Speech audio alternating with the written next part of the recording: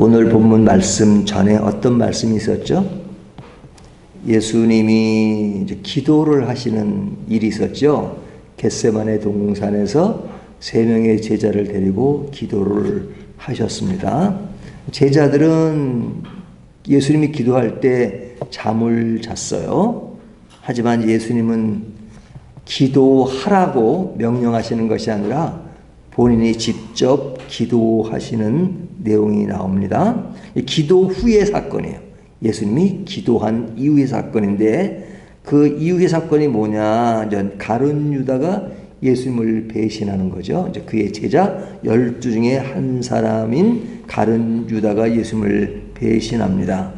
그리고 이제 대제사장, 서기관, 장로들이 파송한 사람들이 그 가룟 유다와 함께 옵니다. 43절에 보면 예수께서 말씀하실 때 곧 12 중에 하나인 유다가 왔는데 대제사장들과 서기관들과 장로들에게서 파송된 무리가 검과 몽치를 가지고 그와 함께 하였더라.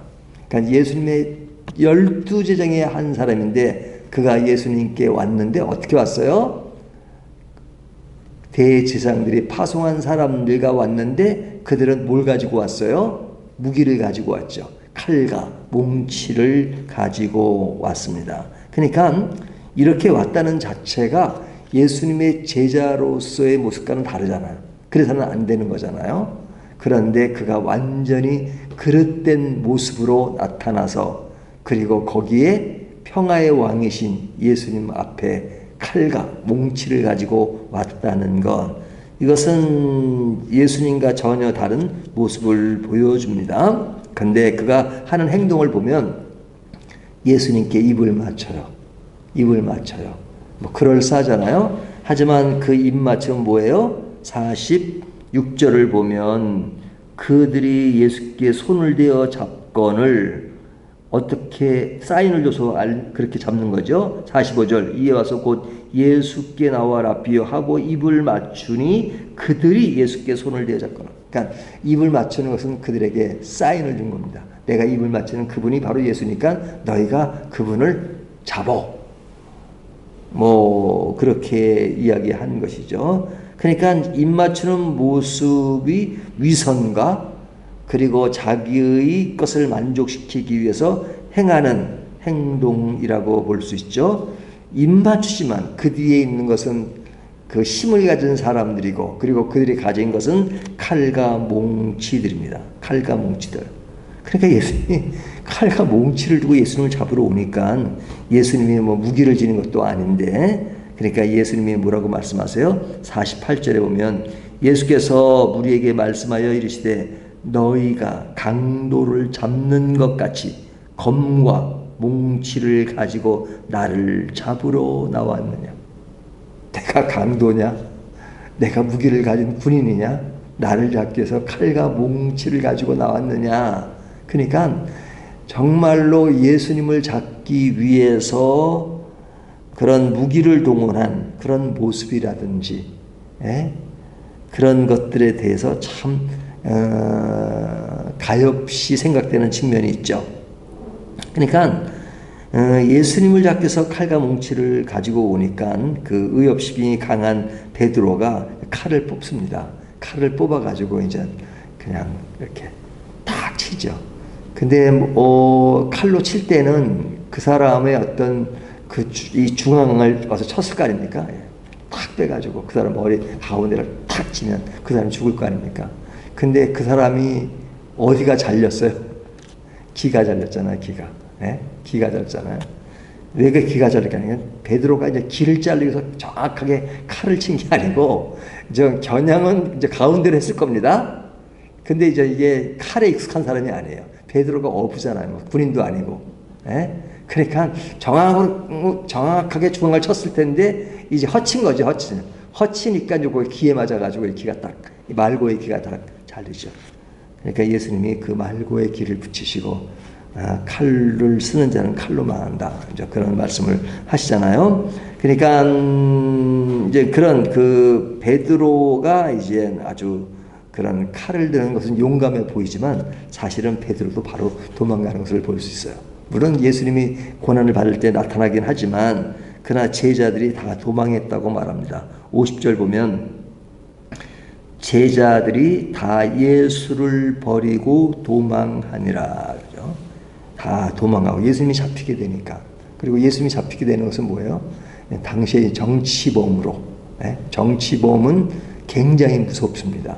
그 무서운 것은 뭐예요? 십자가형을 하니까. 십자가형은 죽는 것도 무섭지만 그 달리는 과정 얼마나 고통스러워요. 근데 그 정치범인 경우는 그 한 사람만 잡는 것이 아니라 그를 따르던 졸개들 다 잡아갔거든요. 그러니까 제자들도 예수님이 정치범으로 몰렸기 때문에 제자들도 다 잡힐 것이라는 거 너무 그 세계 사니까 잘할 거 아니거든요. 다 예수님이 힘이 약해 보이니까 다 도망가는 그런 모습을 보여줍니다. 이제 오늘 본문이 그 내용을 다루고 있어요. 근데 제가 처음 서두를 시작할 때 무슨 얘기를 했어요? 예수님이 겟세마네 동산에서 기도를 한 이후에 바로 벌어지는 사건이라고. 자, 바로라는 말을 제가 쓰고 있습니다. 예수님이 기도를 하고 나타나는 바로 그 다음 모습이 무엇이냐? 그러면 그 다음 바로 모습이라는 차원에서는 좀 실망적일 수가 있어요. 우리가 기도하면 어떻게 해요? 기도하면 바로 이루어지는 것을 많이 기대하잖아요. 기도하면 기도한 대로 바로 이루어지는 것, 그것을 바라고 그것을 염원할 때가 참 많아요. 근데 예수님은 누구보다도 제자들이 잠을 잘 때 정말로 열심히 기도하신 분이에요. 하나님이신 예수님, 하나님의 아들이신 그 예수님. 그런데 바로 그 기도 이후에 이루어지는 것이 뭐예요? 3년 같이 따라다녔던 가룟 유다의 배신입니다. 랍비오하고 입맞추면서 예수님을 돈 주고 팔았던 그런 배신자가 등장한 것이죠. 배신자. 예수님이 기도하시고 난 이후에 바로 나타난 모습, 현상, 상황이 뭐냐? 예수님을 따르던 가룟 유다가 예수님을 배신한 겁니다. 그러니까 인간적으로 말하면 그냥 열심히 따라다니고 뭐 따라다니는 정도가 아니라 그냥 예수님의 그 사역 가운데 돈 관리도 했던 가룟 유다인데 딱 배신을 합니다. 그러니까 3년 동안 따라다닌 그 모든 것이 다 물거품이 돼버린 것이죠. 인간적인 배신. 그러니까 사람들과 살아갈 때 있어서 인간적인 배신이 이루어질 때 사람들은 안타까워하잖아요. 정치하는 사람들 보면은 배신자들에 대한 그런 그 모습들을 얘기하고 그런데 예수님에게 있어서 제일 먼저 나타나는 것이 배신입니다. 제자 중에 한 사람인 가룟 유다의 배신입니다. 근데 그 배신이 언제 일어났어요? 예수님이 바로 기도하시고 난 이후에 일어난 일이 사람의 배신입니다. 두 번째는 예수님을 무력으로 잡으러 온 것입니다. 검과 몽치를 가지고 43절과 48절에 그런 이야기가 나오잖아요. 그러니까 기도하신 이후에 예수님을 무력으로 잡기 위해서 무기가 동원된 사건이 나옵니다. 그래서 무기는 무기로 해서 베드로가 칼을 들었지만 그 칼도 좀 어설프긴 했죠. 하지만 예수님 앞에서 벌어지는 것은 지금 무력과 무력이 벌어지고 있습니다. 예수님은 병자를 고치시고 복음을 전파하시고 제자들을 키우셨는데 그 앞에서 벌어지는 것은 예수님을 잡기 위해서 무력이 대두되고 무기가 대두되고 거기에 또 대응하는 또 베드로는 무기로 대응하고 싸움과 투쟁과 전투적인 모습이 예수님 앞에 벌어지고 있습니다. 그것이 어떤 상황 이후에요? 예수님이 기도한 이후에 기도 바로 끝나고 나서 바로 끝납니다. 바로 끝나고 일어난 일이 제자의 배반과 무력과 폭력과 전투적인 그런 상황이 지금 눈앞에 펼쳐지고 있는 겁니다. 그런데 이런 전투적인 모습이 벌어질 때는요, 승자와 패자의 모습이 명확하게 구분됩니다. 그래서 승자는 아주 의기양양하고 패자는 빨리 자리를 피하죠. 이것이 승부의 세계의 냉혹함입니다. 그러나 그런 전투가 벌어질 때까지는 치열하게 싸우죠. 그런데 제자들은 이미 상태 파악을 한 겁니다. 예, 이거는 이기는 게임이 아니라 진 게임이다. 그러니까 어떤 모습이 드러나요? 50절 제자들이 다 예수를 버리고 도망하니라. 이놈들이 3년 동안 그렇게 열심히 따라다니고 예수님이 최고라 그리고 왕이 되면 자의정 우의정 사람들이 이것이 아닌 것 같으니까 다 도망가 버린 겁니다. 힘에 의존하는 사고와 생각을 가진 사람들은 힘이 약해지면 다 도망가요. 힘이 셀 때는 그냥 달라붙지만. 근데 그 이야기와 덧붙여서 한 절을 더 이야기하는 것이 뭐냐면 51절 한 청년이 벗은 몸에 배홀 이불을 두르고 예수를 따라가다가 물에게 잡힘에 배홀 이불을 버리고 벗은 몸으로 도망하니라. 한 청년의 이야기가 나옵니다. 이 청년이 마가일 가능성이 많아요. 이 본문을 기록한 마가. 그러니까 마가는 좀 나이가 젊었잖아요. 근데 그래도 예수님에 대한 호기심이 많았죠. 왜? 자기 집을 오픈했습니다. 그 최후의 만찬이 그 마가의 집에서 이루어졌잖아요. 그러니까 자기 집에서 이루어지는 그 예수님 존경스럽고 그러잖아요. 근데 무슨 일이 일어났다니까 그냥 급하게 그냥 갔는데 몰리게 되니까 그 홀리불을 다 옷을 다 하고 벗은 몸으로 도망했다라는 말을 기록하고 있습니다. 그러니까 예수님에 대한 갈망과 존경과 믿음이 있다 할지라도 상황 자체가 나에게 불리하게 오면 그 모든 것을 다 버리고 도망하는 것이 인간의 모습이다. 그런 인간의 모습이 왜 나타나느냐? 힘에 의존하기 때문에 그래요. 힘에. 이 세상을 지혜롭게 사는 것은 힘을 가져야 된다는 것이 세상적인 논리잖아요. 그래서 항상 싸움과 싸움의 대결을 해요. 나라 간의 전쟁도 힘의 대결이고 개인 간의 관계도 힘의 대결이고 그래서 이 세상을 지혜롭고 살고 그냥 높은 자리에 살려면 힘을 키워야 된다. 그 힘을 키우는 것이 이 세상의 그런 그 목표예요. 목표. 대부분의 사람들이.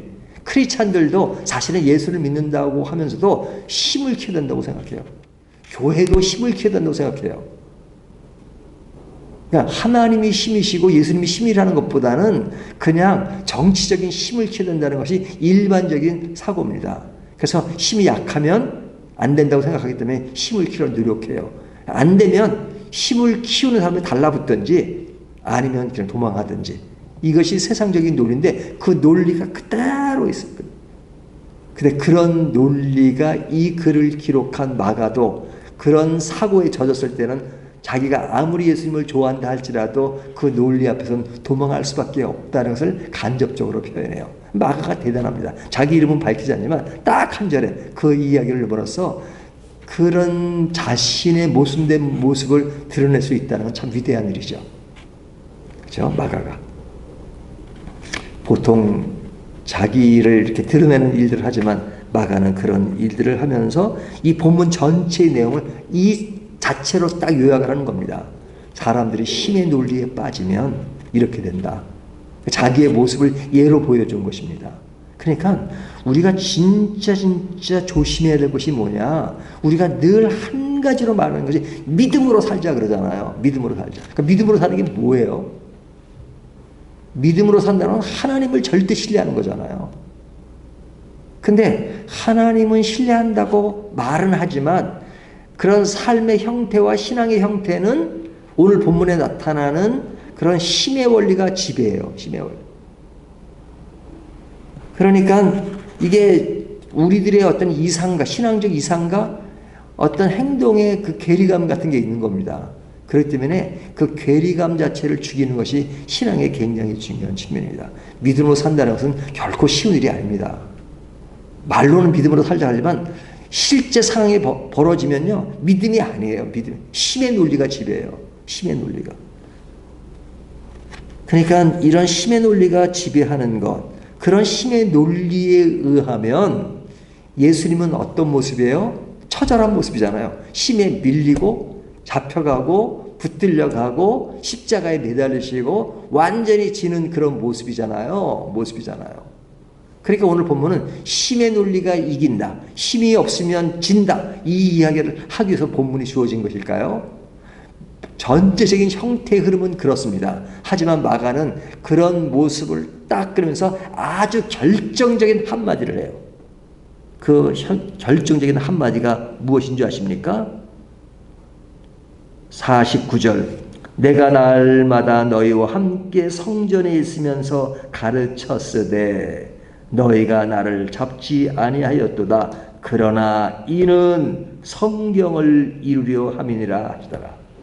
자, 이 모든 사건, 힘의 논리가 지배하고 예수님이 가리킨 것과는 다른 그런 모습이 일어나고 있지만 본문을 기록한 마가는 성경을 이루려 함이니라. 성경을 이루는, 예수님에 대한 예언과 이런 모든 것이 이루어지는 그 일들이라고 말씀하고 있어요. 그러니까 이 일은 이미 예언된 말씀이 성취되는 말씀이다 이거죠. 그러니까 이 이야기는 뭐예요? 완전히 보는 그게 틀리다는 거죠. 사람들은 힘의 논리로 자신들이 이긴다라고 생각하고 늘 그 논리를 따라가지만 성경은 뭐냐? 예수님이 그런 힘의 논리에서 십자가를 지시게 되고 끌려가는 것이 지고 약하고 하는 것이지만, 그러나 이것은 하나님이 일찍이 예언하셨던 말씀이고 그 말씀이 이루어지면서 십자가를 지게 만드는 사건이다. 그것은 하나님의 계획 속에서 예언된 사건이 이루어지는 것이기 때문에 지금 외형상으로는 예수님이 지고 허약하고 끌려가는 것처럼 보이지만 이 사건을 통해서 인류 역사에 엄청난 일을 이루시는 굉장히 큰 사건이다. 하나님의 시각과 하나님의 계획과 하나님의 논리 속에서 이루어지는 사건이다. 그런데 사람들은 그 하나님의 일이 이루어지는 것을 보지 못하고 그냥 자기들이 힘을 가지고 검과 몽치로 이겼다고 생각할런지 모르지만, 그러나 하나님은 이런 것이 성경에 이루는 사건으로 이미 다 계획된 사건으로 완성되는 것이다. 그렇다면 믿음이란 무엇이냐? 어떤 시각으로 무엇을 보느냐? 무엇에 관심을 가지고 사느냐 하는 것을 오늘 본문은 말씀해 주고 있습니다. 우리는 실제로 살아가면서 어디에 관심이 많습니까? 실제로 하나님의 일은 이렇게 아주 가시적으로 보여지지 않는 일이 많기 때문에, 그리고 항상 잘 안 되는 것처럼 보이기 때문에 자꾸만 믿음의 형태를 보이는 가시적인 쪽으로 바꾸려고 합니다. 그리고 그렇게 또 가시적인 것들을 가지고 이야기하고 또 말해야 또 그것이 먹혀요. 그러니까 말씀 따로 우리의 어떤 그 삶 따로 그런 것이 왜 그렇습니까? 우리들의 어떤 보이지 않는 세계보다는 보이는 것을 자꾸만 부추기기 때문에 그렇습니다. 그러니까 우리가 속지 말아야 돼요. 가짜 복음에 진짜 복음이 무엇인가 하는 것들을 우리가 다시 한번 생각하면서 우리의 관심은 진짜 무엇인가, 우리의 믿음은 무엇이어야 하는가 하는 것을 다시 한번 생각하는 저와 여러분이 되시기를 주님의 이름으로 축원합니다.